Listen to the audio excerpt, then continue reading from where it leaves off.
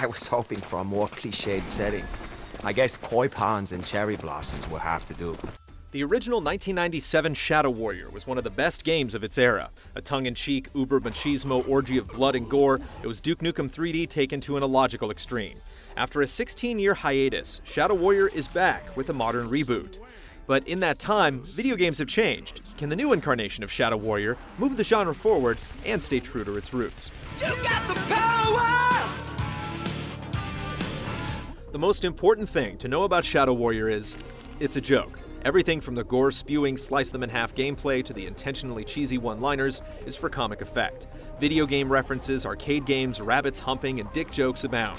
It's exceedingly juvenile, but also truly funny in a moronic, guilty pleasure sort of way. I give it a 7 on the Wangometer. In this game, everything is a target for crude puns, up to and including the main character, Lo Wang. Wang is an assassin for a mega corporation called Zilla. He's not horribly bright, he's kind of a douchebag, but he is really good at killing everything he sees. And yes, his name is intentionally a pun. As a walking parody, he succeeds, but it's unfortunate he's a parody of a stereotype from 2 decades ago. My name is Lo Wang. Let's make a deal. Wang isn't alone. He's paired up with a wisecracking demon named Hoji. Hoji serves as guide throughout the game, telling Wang where to go and generally pushing him through the plot. As the game progresses, the story tries to give him a more thoughtful role, but after being so over the top, the game can't pull off anything remotely serious. I prefer my body parts actually attached to my body. Thanks very much. The story is a strange mix. Most of the dialogue and progression centers on Wang's quest to track down a magical sword, which is responsible for an army of demons invading Earth. It's really more of a premise than a story, and one that quickly fades into the background. Then there are a handful of graphic novel-inspired cutscenes recounting the tragic backstory of the demons responsible for the invasion. They're extremely well done and a joy to watch, but they don't match the tone or visual style of the rest of the game. In the end, the story doesn't really matter, since Shadow Warrior is less about its plot than it is about killing everything you see. Combat is divided between swordplay, magic attacks, and guns. The katana has both light and heavy attacks, which seem to be designed for button mashing.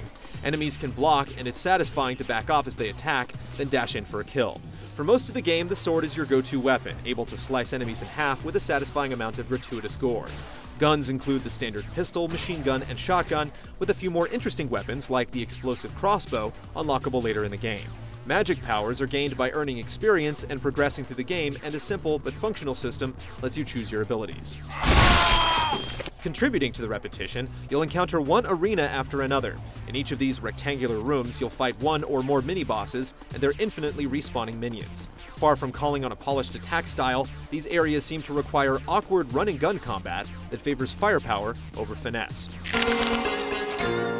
If you're yearning for an old-school shooter, Shadow Warrior will scratch that itch. It's an irreverent, low-brow celebration of unnecessary carnage.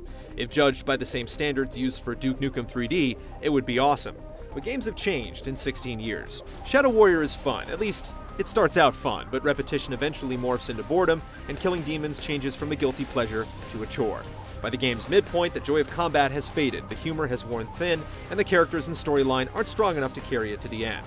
Shadow Warrior does stay true to its 1990s roots, but never truly moves past them. Talent that serves a poor master is a tree with rotted roots. It stands tall until kissed by the spring breeze.